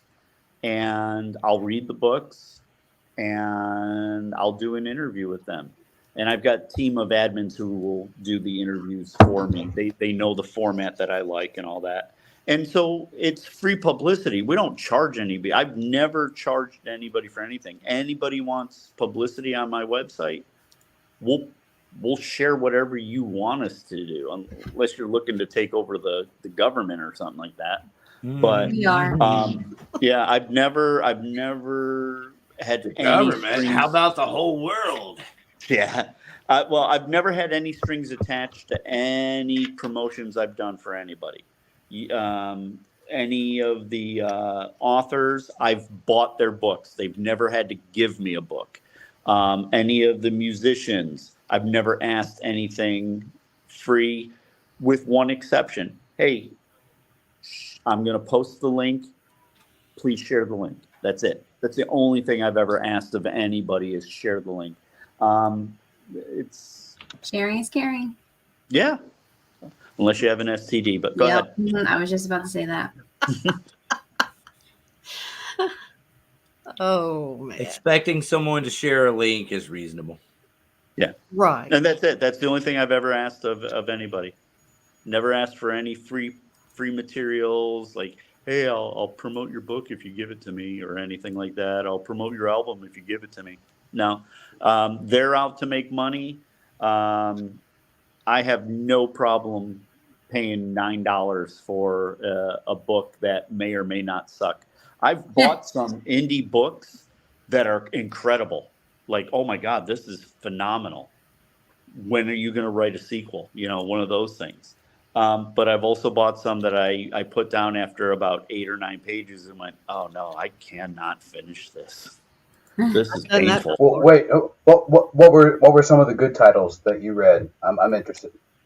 Give me 1 second. I'll grab it off the shelf real quick, if you don't mind. Yeah.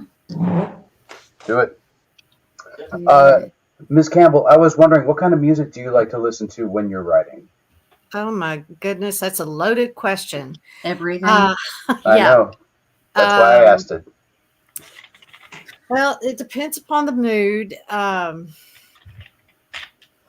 If I'm in a real pissed off mood, I go for the Metallica, Black Sabbath, Pantera. Yeah. And then when I'm in Dio one or of those, Ozzy? and then Ozzy's. No, Dio or Ozzy. Which singer for Sabbath? Either both.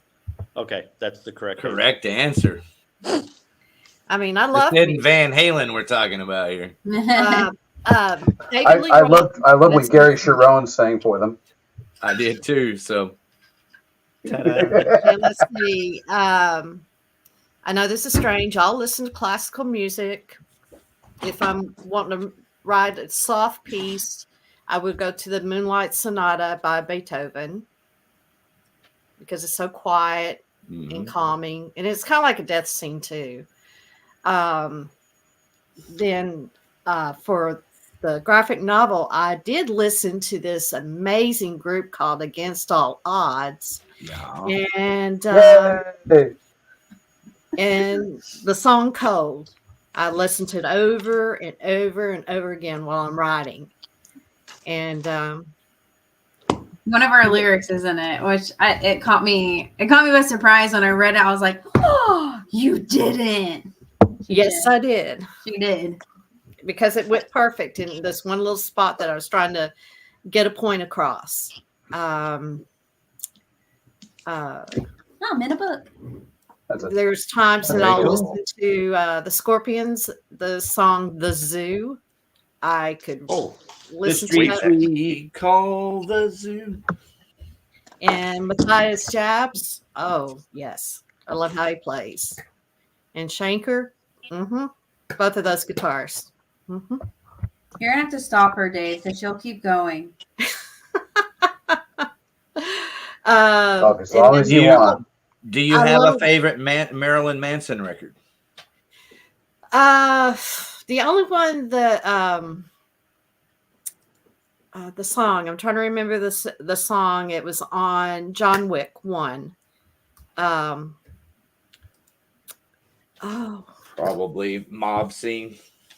Oh, it's something about killing strangers. It'll come to me. I mean, I've got all these songs. I'll start searching it. What movie again? John Wick. It's, where it kind of goes close to the scene where his assassin friend, William DeVoe, gets killed. I'll have it here in just a I second. should remember the name. Killing Strangers is the I name was of saying the song. Killing Strangers. That one's really good. I can play that one to the world is level. I like some of the older songs, like Jim Croce, Time in a Bottle. And then when you go back to the country and western, I like the older country and western, not the newer. Like before, we were talking about Alabama, Oak Ridge Boys. Let's see. Some of the older Reba McEntire, Dolly Parton. I know this is blasphemy. I'm not crazy about Elvis.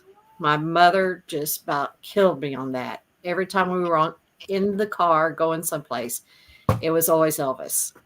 I'm about to kill you. Oh, you can't do that. We're not on the thing. Oh, that's okay. I mean, go ahead, kill me. Don't kill my mama. I'm logging in right now. Oh, you don't want to kill me.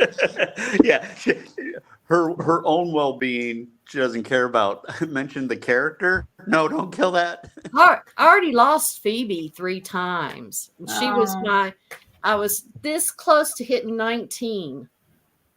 Were you? Yes. I was pissed off. I was on the road. Ariel was with me.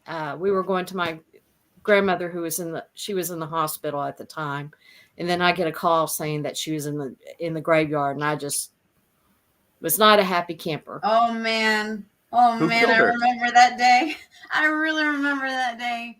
Oh man, that was a long car ride. There and back. Who I was killed just her? I was told not to talk about it anymore because a certain admin was going to kill me for mentioning it. Okay, well, we're not in game right now, so Okay. Yeah, that's correct. Okay. Just Judith, smiling ear to ear. there was 3 people involved, and I hate to say this, but she used her admin powers to bring her character back. who? Judith.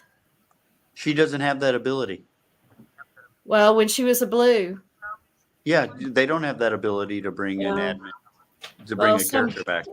The only person in game who can actually truly bring a character back is Rob.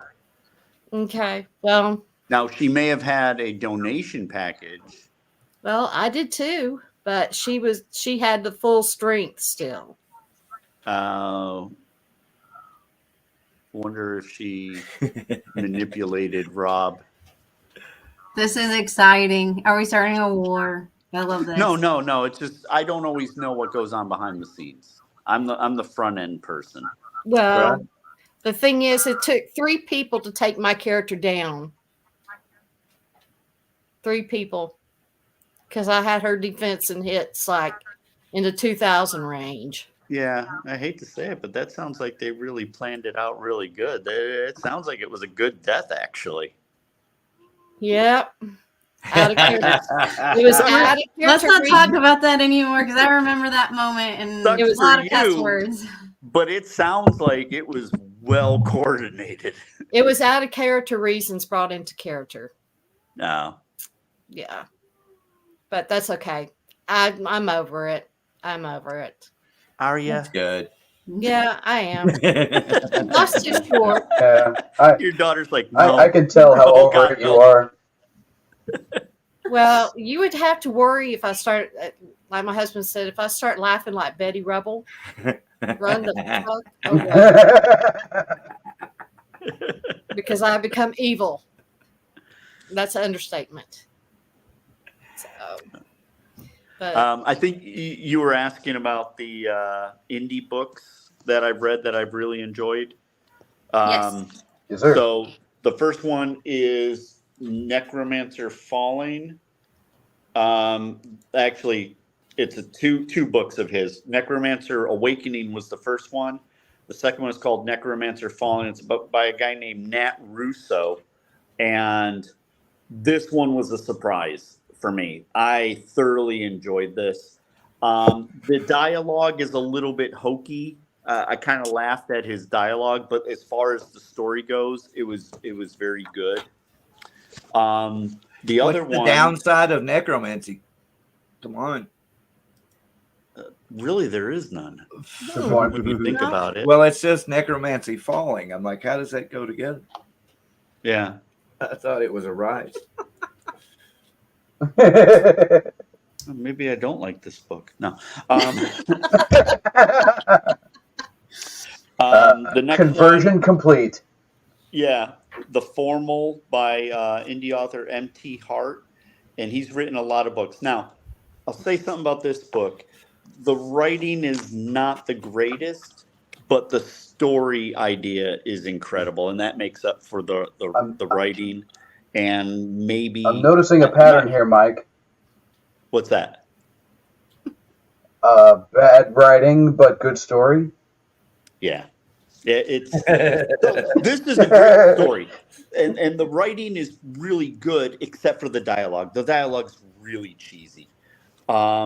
This one, there's some plot holes, but the concept of the story is absolutely incredible. Think of like Russian roulette on a massive scale. The thing is there's vampires in here, but they're not needed. The vampires play no part in the tale at all. There's absolutely no reason to have had vampires. And then the The third one is Into the Ring. Nice. The Fairy Ring trilogy by Olivia Perillo, and she is one of our longtime players in game. She played Bast. Yep, Bastet. And she's in addition to being a good friend, I really enjoyed it. My dad, I bought him a copy. He didn't care for it, but it's not his style. He'd rather read like spy novels or something like that, which I love too. But I enjoyed it. You know, for a brand new author, her first book, I really enjoyed the story. You could tell she did her research. The dialogue is good. I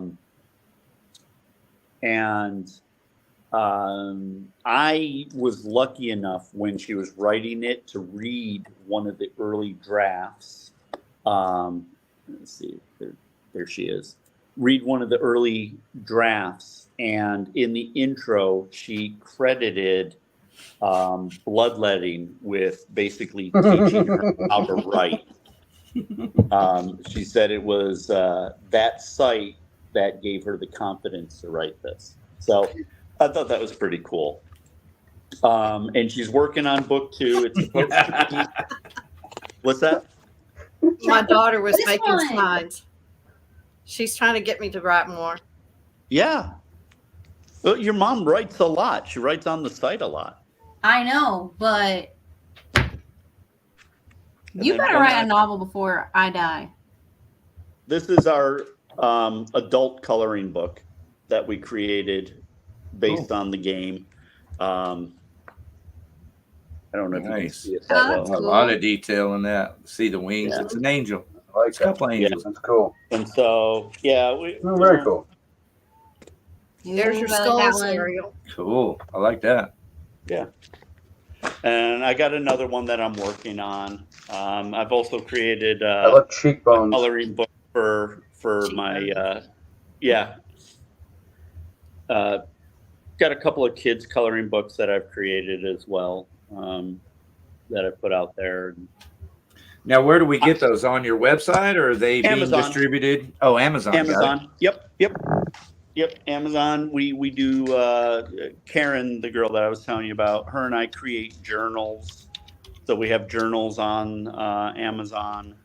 Hey, Rick, while you're looking that up, also look up where we can buy the Lunar Prophecy. Lunar Eclipse Prophecy, sorry. Oh, that is It'd also be on Amazon. That's all on Amazon. Yeah. If you do a search on my name, and I can't remember if I'm listed as Mike or Michael, but if you do a search on my name, I think just about every product that I've put out on Amazon is there. All right. We'll get there. What I'm going to do right now is go ahead and share the Amazon page so people can know what to look for when they get there. Okay. Appreciate that. Oh, you're very welcome. And make sure it's a full screen. Yeah, there it is. Oh, so nice. everybody can Yep. see. There's where you go get the book tonight. Yeah. And then probably down here, there might be a link to your name. Yeah, it Right should there. have my name somewhere See? in there. See, author Mike Voit. Look at this, author K.A. Campbell. Yep. We have seen it up in lights. All right. So are these all you then? No. Car Collector Magazine? Nope. I think Amazon throws that up there. No. Yeah. You gotta that's diversify Amazon. your bonds sometimes. But if you click on mine, it should bring up. Here we I go. just dropped the link to Amazon in the chats. Oh, thank you very much. Boom. I'm about to do a search for your name. Just look up Dr. Acula. You could probably click on his name on the. No, that's what I did. Yeah, Oh. believe it or not. His name is hyperlinked right here. So When I click on it, that's where is this it comes up. Mike or Michael? Mike. It has you listed as Mike. Okay. Click on your mom's, and this is what comes up. All I right. already did that the other day. Yeah, if you do Michael. Oh, raise the roof. you do Nobody the, raised if the you roof. type in That's very Michael, woof woof, crazy. Thank you, Ariel. I appreciate You're you. Yeah, welcome. if you go with Michael, just type Michael into the search of Instead of Amazon, Mike. and it's Got gonna it. bring up. Yeah. There's a witch's journal, a dream journal, a Yep. bloodletting character log and journal, Yep. prey rain journal. Yep. That's Am I- all the Am I stuff. there here? Cosmic perspective. No. Okay, hang on, Michael. Let me take Arthur off. Yeah, just write. Is Yeah, there just a Michael. journal for the coordinates where all the bodies are buried? There it is. There we go. All I was right. about to drop the link in the private chats, but ta-da. Yep. Or there it Dr. is. Van Helsing. No, I'll go ahead and drop Sean the link in Connery. the chat. Yeah, we'll go ahead and drop this link in the chats right here. Everything Michael. Boom.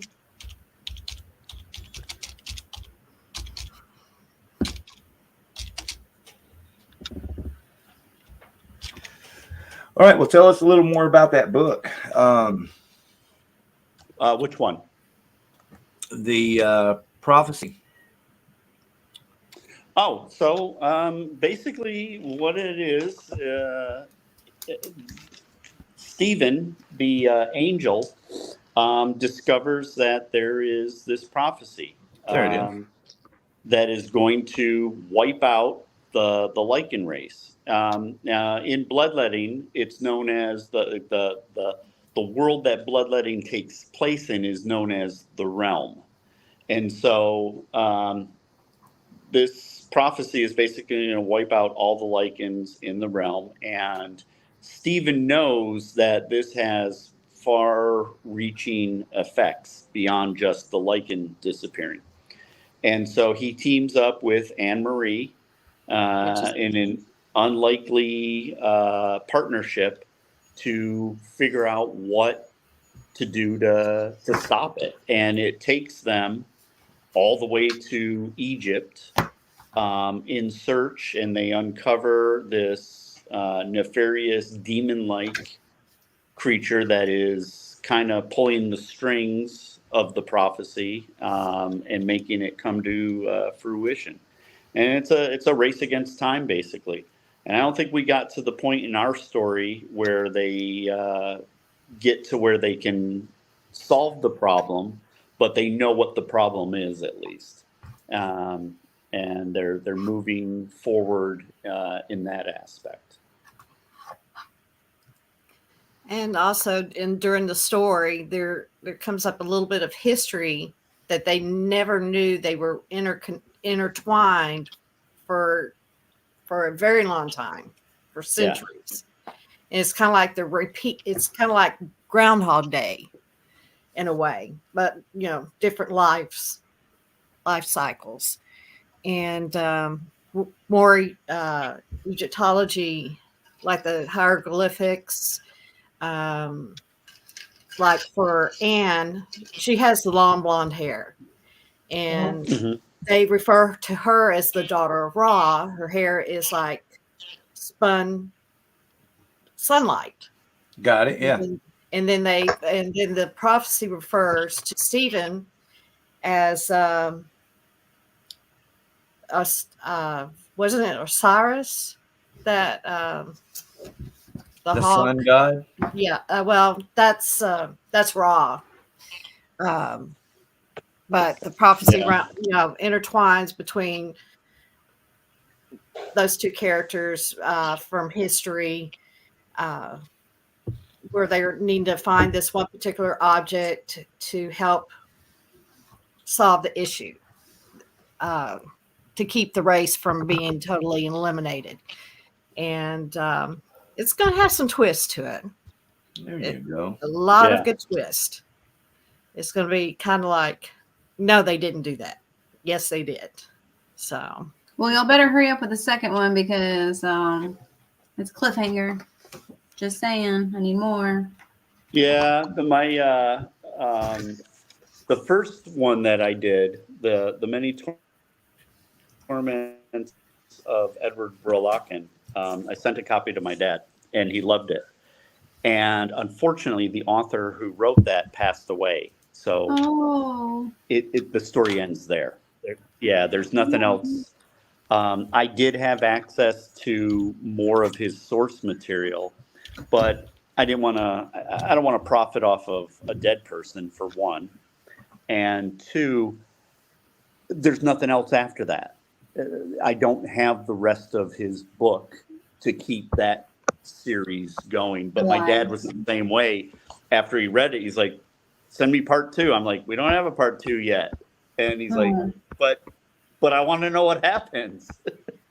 I said, oh, I'm sorry, we'll get working on it. And then, of course, the author passed away, so we weren't able to.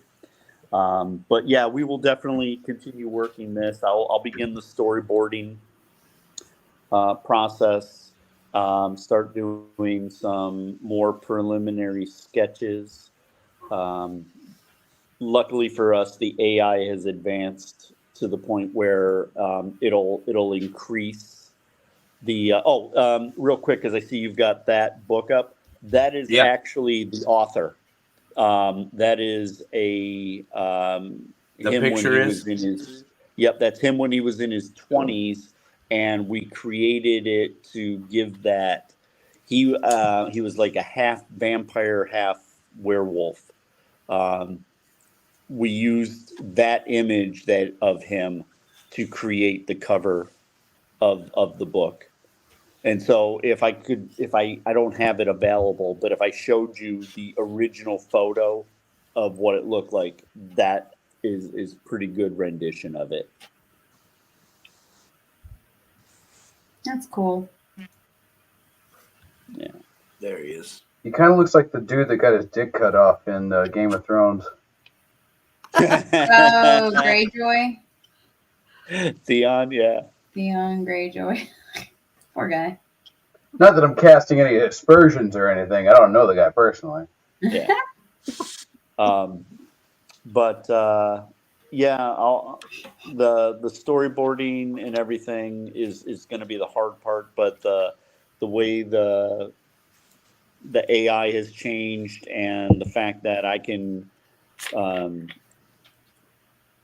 manipulate things within like Photoshop and Adobe Illustrator a lot faster than I could in the past. The next one won't take 6 months to do. Wonderful. This is amazing. Yay! Oh yeah. But y'all did some fantastic work, I must say. Oh, thank you. I can't wait to check it out, man. For the people in the audience, if you buy the book, I will con my mom into signing it for you. Ooh. Oh, I was going to say. Until Mike gets here to Texas, you can sign it too. Yeah, I showed the link to my daughter in the Realm Forum where she got a chance to read some of the storyline in detail. Oh, okay. Yeah. Yeah, obviously there's a lot more detail in that. Than there is in the graphic novel. I mean, a lot of detail. I mean, yeah, Mom, you're just giving more excuses into why you should be writing a novel. Okay, I'll write one. I've been told I'll need to write one ever since I was in junior high. Ariel, what if I told you about bullying your mother? Bully her more? Oh, right. I could threaten I won't make you your chicken and broccoli. Oh, hey guys, she actually threatened to throw out a cassette out the window once. It was Batman Forever playing Kissed by a Rose on the Grave. I used to be like my jam when I was younger, and we were in her little Lumina, and we were on the way to my grandma's house, and I was like, again, and then I fought with my brother in the backseat, and she threatened to throw my favorite cassette out, and I was like, no. So all she has to do is threaten to throw my music away, and I am being except checked. for the chicken and broccoli. I am very food motivated. I'm not gonna lie. Yep. Well, who doesn't love chicken and broccoli? I can't eat broccoli. Sorry. Oh, sad face. But I can bake and cook. Just ask her. I mean, definitely can. Ariel, is this true? Can. It's very true. You can't tell people these things and not bring us food, Mom. So the next time you come out into public, they're better. Hey, I could have, you know how Jeff likes that rum cake I make. Oh yeah, extra sauce. Extra juju sauce. Extra juju sauce. That's what we call it. So now you got to make a rum cake, and you got to bring it to the next Blow Your Brains Out show. Yeah. Okay. And we're going to get loaded up a cake. Nah. Mike's invited if he ever comes out to Texas. That's a 14-hour plane ride for me. I know. It's so far away. I'll bring you a bag of chips.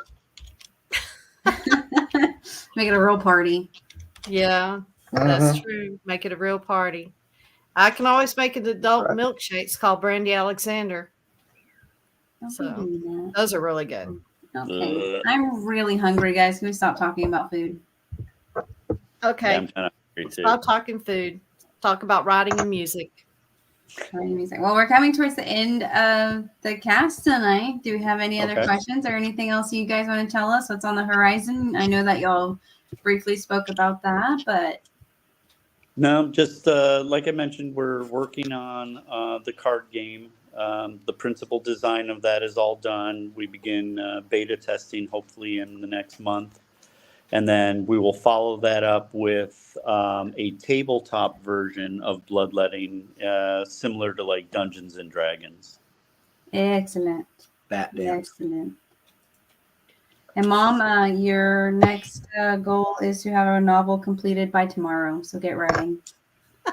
I guess there's no sleep. She for the said, wicked. "Get writing." Why are you talking? Thank you, Mike. Thank you, Mike. Oh, I've got Peer some twists and pressure. turns. Just remember, Midnight Gardens, Mike. Midnight Gardens is next. Oh crap! I thought we already had a story there. Yeah, we do, but I need to add to it, so be prepared. Oh, gotcha. Okay. Be prepared to have the ice ready. Dave, would you like to ask your infamous question that you ask all your podcast interviews? So what are you going to be doing tomorrow? That's profound. So, Besides trying to take over the world, I make sure everybody has air conditioning in the summertime. Ooh, I like her. it's 6 a.m. here. It is tomorrow. It is. Oh man, does Mom have her book published yet? Her novel finished? Oh yeah. Oh. I've been ruling the air conditioning market. I've been cracking my whip. Well, we have enjoyed our time together. That's for sure. Time flies when you're having Most fun. definitely. It's already 10 o'clock, and we never do that with our special guest interview. Yeah. I appreciate you giving us the time. It was. Thanks for coming on. We appreciate you. Yeah. Thanks for hawking your wares on our program. We love that. Well, if you need us to push you in any way, please, just reach out to me. Let me know. We'll share you on all of our social media. Like I said, the girl Karen that does my social media. Oh my God, she's absolutely incredible. So thank you. But Wonderful. Thank you very much. And I verbally speak about this program when I get a chance. Blow your brains out. Thanks, Mama Llama. Well, thank you very much. Yeah. We really appreciate you. Hey, thank you, Michael, and we'll take anything that you got to offer. We're just sharing our hearts and having a good time and promoting, the things that we love and care about. Absolutely. Just have whatever you want put. Just give it to Donna. She'll give it to me, and I'll make sure it gets onto our social media. Yep. Bada bing, All right, bada so bang. folks, you got Christmas coming up, so a great stocking stuffer would be the Lunar Eclipse Prophecy. Get it from Amazon, and be sure to give some love to the authors right here. Thank you very much. Thanks, guys.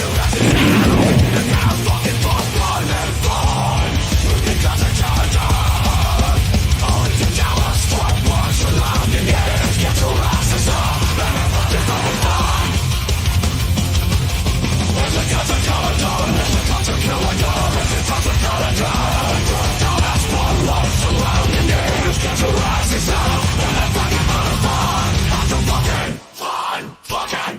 fucking fun.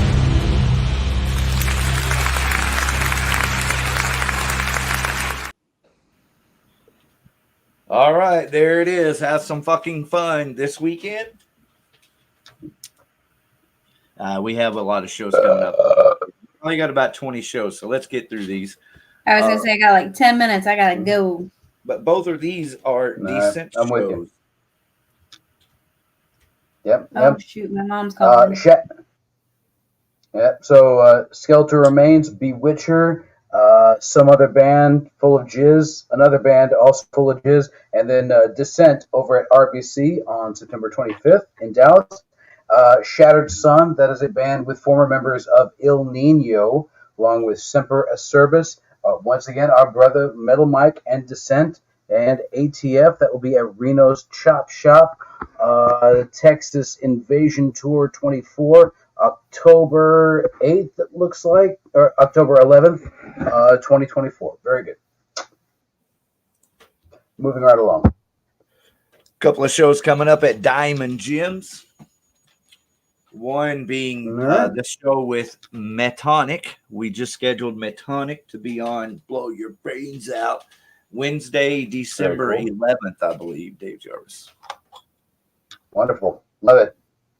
Along with Dreadland, Life of Scars, and Past the Ammunition, Freaks of Metal show over at Diamond Gyms. Once again, free shows. October Ghosts and Autumn Dreams. More Rogue Radio for Halloween, Saturday, November 2nd, also at Diamond Gyms. Also, I'm assuming, free. It's a costume party. So dress in your best Hooters outfit.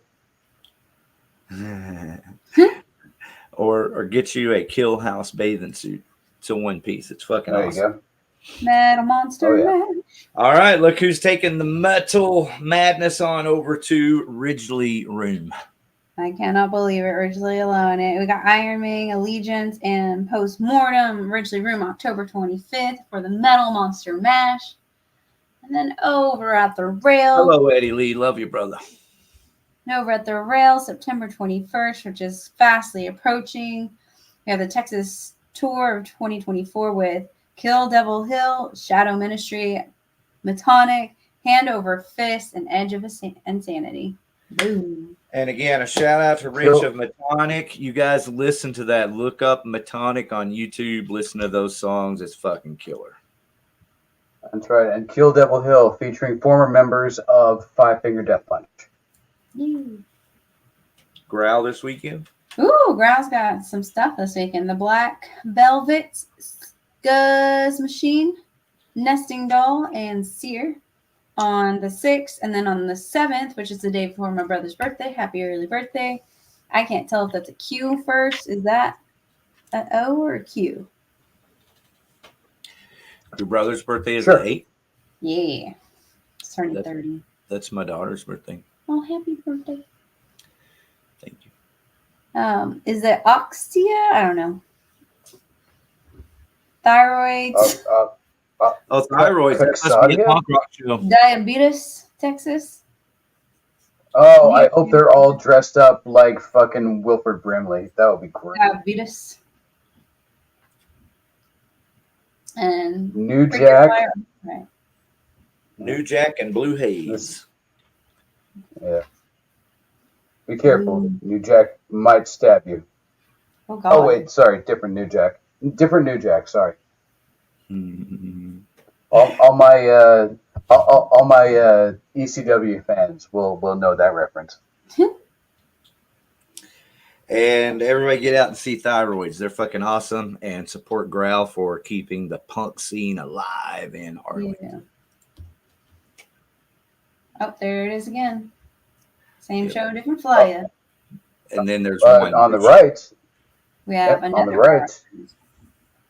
What do we got over on the right? Diabetes Tex. Oh, here it doesn't say Texas, so it's Diabetes Tex, like Tyrannosaurus. September 12th at Growl Records, we have Labels, Glue Stick, Nesting Doll, and Sycophants. Sycophants. Sycophants. Dude, Glue Stick. What a great fucking name for a band. Holy shit. Okay, that's September 12th. That's a Thursday show because we are hitting all of the dates this year. We're going to be doing a Blow Your Brains Out podcast on September the 11th. We are not, however, going to be doing a live Blow Your Brains podcast on Christmas Day or New Year's. We're going to do some special pre-recorded stuff for you guys. Cool. We'll premiere it, and we can be in the chats if we're able. But we do have some special surprises for December that are not on a Wednesday, so be tuned for that. Ooh. Tacky. Tacky and tasteless. Is it tasteless? That's the way we like it. Oh yeah. But if you ask Reno's or talk to them about it, they'd probably add it or maybe put it on one of these cards. Reno's is the place to fill in the blank.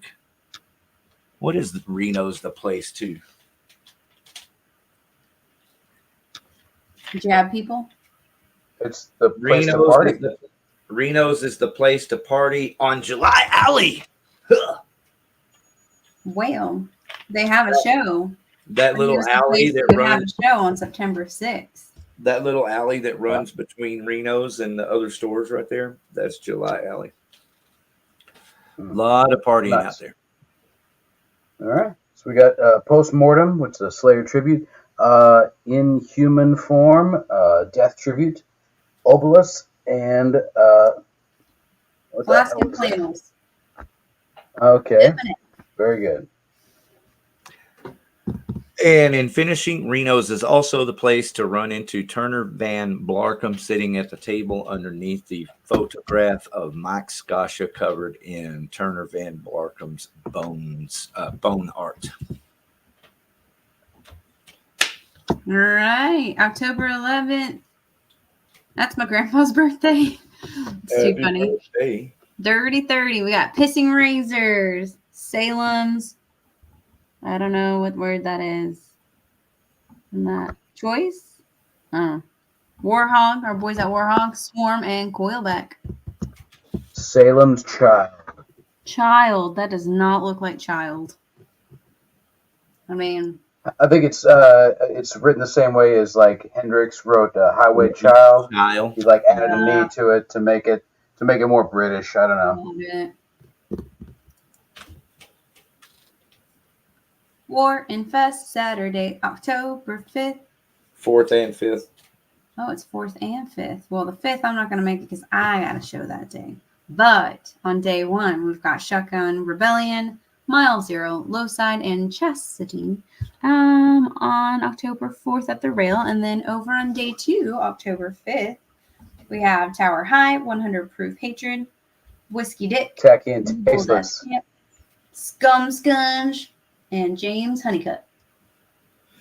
So there it is. I didn't know how to share it with you. It looks like it's a big show in Fort Worth on October the 5th, where Blow Your Brains Out is working on a show on October 5th that we will be bringing details to you about real soon. Oh, yeah. Featuring Against All Odds. What? Yay! You want to tell us more, or we want to wait till next week? For the next week's show? No, October 5th, Against All Odds show. October 5th. I got to wait for one more detail. Mm-hmm. There it is. We'll give you all the breaking news and information next Wednesday. All right, November 2nd at Poor David's Pub. Got Dallas Mini Fest. We got Fade the Ace, Cloud Ray, Sauce Baby, Soleil, Andrew Tran. Sure. Is that Ricky Rick? Looks like it. Yeah, let's go with that. I love it. Rick. Proud of you. You Cheese figured that out. Cheese Curls 202.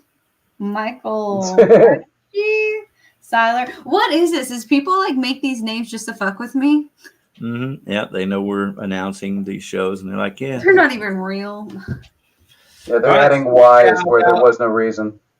Shout out to 2 badass Against All Odds fans right here. Joseph Mueller. Look September at those 6th sexy this beasts. weekend.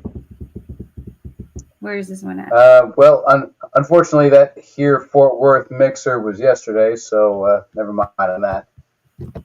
Oh, we got to go back to the other one because it's 2 watts. That's why it's up there. September 6th. Yes. Yes, the 2 watts will be joining us here in a few weeks. So you can go see them this weekend and then come join us here at Blow Your Brains Out in a couple of weeks. All right, back to Reno's real quick. Woo-woo. Our friends in Texicity, Earworm, Swerve City, and the Volcanics. Yep. Yeah. And Ox Combine. In the Ox Combine. I didn't know that was thrown in there just to look cool. Right. Because it looks Here, let's And put then, this in there and fuck with them. anyways, this Earworm also. Earworm. I said that one. But this is a Rockin' Toy Drive. They're doing a charity. So if you bring a new unwrapped toy, you only have a $5 cover. And don't bring dildos like you did last year. Jesus Christ. And this is going to be for the Hunt County Children's Advocacy Center. I, of So course, go am out directing and that to Which is Kayla awesome. from Metallurgy. Bring toys, but not the inappropriate kind. Which is also the same day and weekend as West Main Arts Festival, September 14, 2024. Nope. That's right. 35 bands, I think Oh, that's 12 downtown vendors. It's going to be a big old event. Yes, sir. Downtown Arlington, everybody, right there. Just to clarify. All right, here's a couple more shows coming up that are pretty cool. Yay. This one is next weekend. I better see everybody there. Everybody. Shit, yeah. Thanks for This being is going to be at Haltom Side Stage. Please come. Please listen in. Please all the things, because we are auditioning a new bass player, and we're going to try and give him the opportunity to play that night. So we need feedback.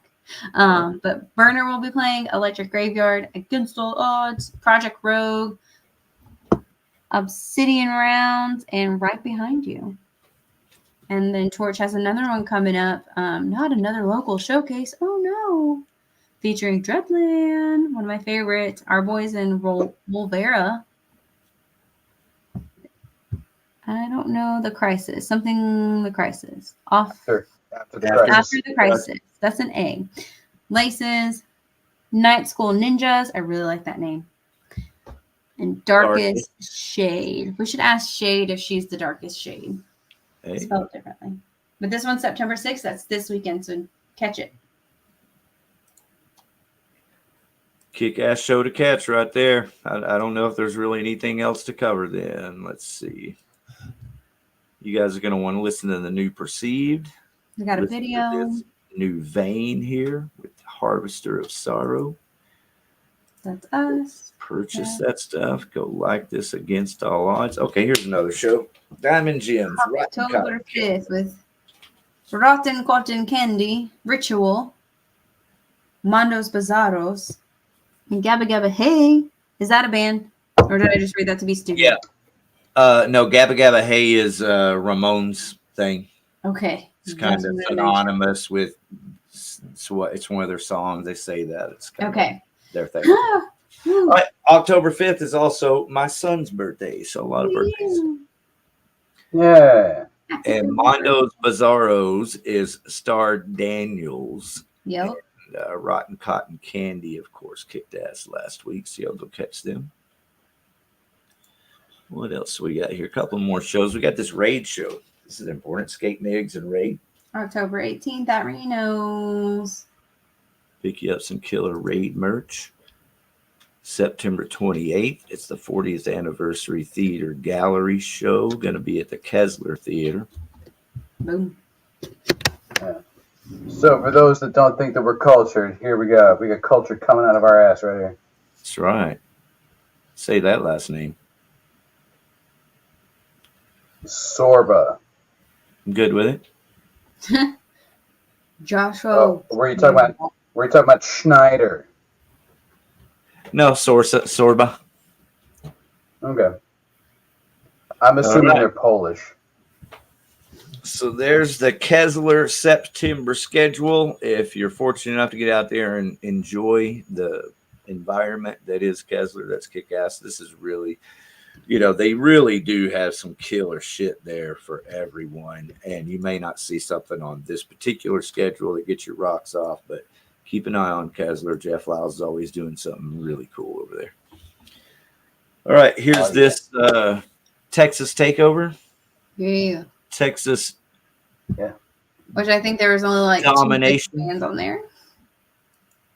All right, well, here they all are. Hey, look at that. Normal font. Good for y'all. They're learning. So that's September 27th and September 28th is going to be a big Texas death metal fest at Haltom Theater for everybody. That's right. Free aborted fetuses for the first 5 people through the door.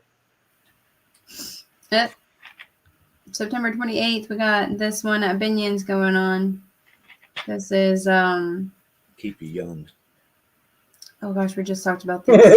Tribute to Leslie. Hello, Leslie. Love you, dear. Love you, Les. R.I.P. Cast Iron Cowboys, Hamsters of Rock, Cauldron, Grant Morrison Band, P-Town Skanks. By the way, if y'all missed them this last weekend, please go out to this show. They are so amazing. Yeah. And they're fixed to win over a bunch of metal fans at this show. Oh, yeah. Absolutely.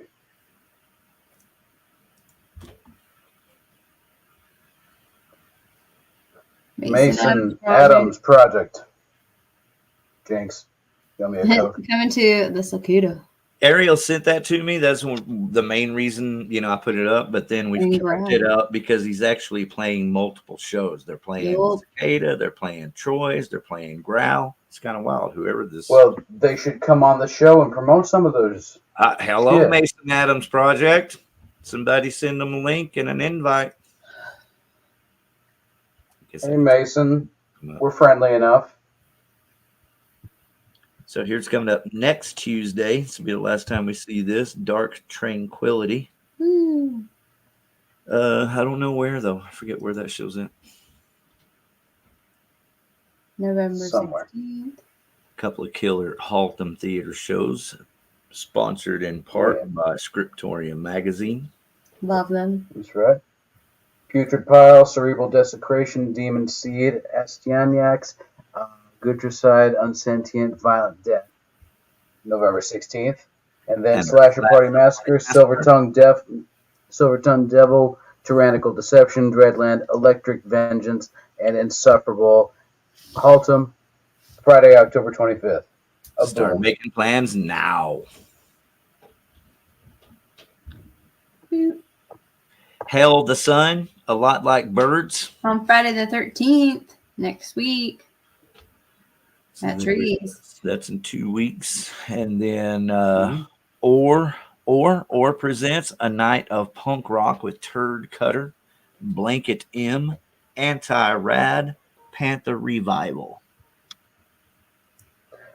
With our friend Alex from Scriptorium being a part of it. Boom. Cookie.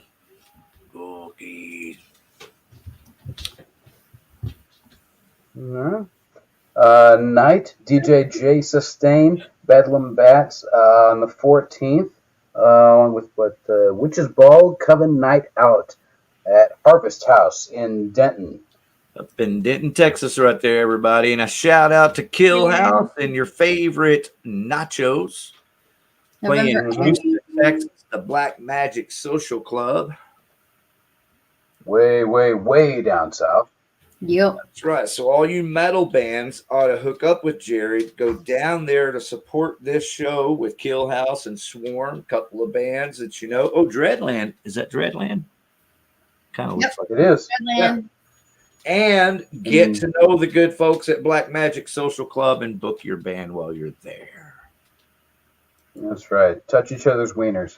Yeah. Y'all keep going. I got to bounce. I love y'all. We're done. Oh, okay. Love. Kayla. All right. Finally, Metalachi with Mad Mexicans and Project Rogue at Trees on October the 12th. And Stink Bug with Van Dam, Within Chaos, and Crankfish at Trees on the 18th of October. A lot of shit coming up. We also got Sepultura, Obituary, Agnostic Front, and Claustrophobia celebrating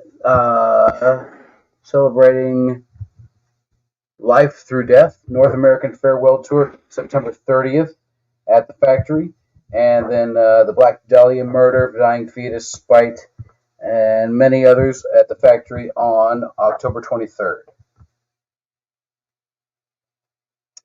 Our brother Jax, always broadcasting out of Home Plate or Binions or Dirty 30s or Studio 80. So be sure to consult him for all your great karaoke needs. Thank you very much, Dave Jarvis. Keep it hot. Yes, sir. Tits. Tits. They're advertising something. Tits. That's all I'm getting out of that. It's hot tits. I'm sure they're. Yeah. It's like the Double Mint commercial where you don't remember the gum, but you remember the twins. That's it right there. Get you some love juice, everybody. Some love sick drug love juice hot sauce right there. And enjoy tits. All right, what do you want to listen to, man? Because we are done with this badass concert calendar for this week. I want to encourage everyone to support Blow Your Brains Out every week by simply hitting that like button on the YouTube video. Share it, man, if you like to. I mean, just simple things like that go a long way, not just for us, but for all your favorite bands. So always remember to tip your waitresses, say hell yeah to your bartenders, and fucking share your favorite band's music. Absolutely. Well, if you're going to ask me what we should play, I will always suggest P-Town Skanks. Hey, we do have some brand new P-Town Skanks that was debuted here last Wednesday. You can purchase this now on all your formats. It's called